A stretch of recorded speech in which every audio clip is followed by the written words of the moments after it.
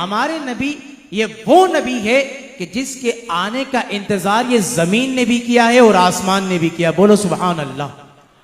हमारे नबी ये वो नबी हैं कि जिनका इंतजार सब नबियों ने भी किया।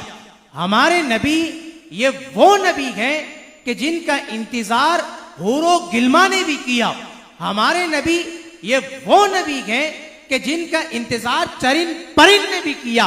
अल मुख्तसर ये कि तमाम के तमाम ने हमारे नबी की आमद का इंतजार किया।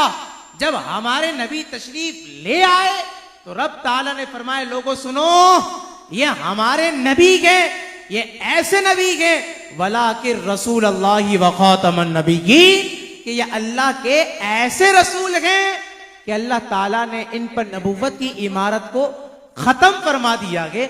यानी अब आपके बाद कोई नया नबी नहीं आएगा, आपके बाद कोई नया रसूल नहीं आएगा।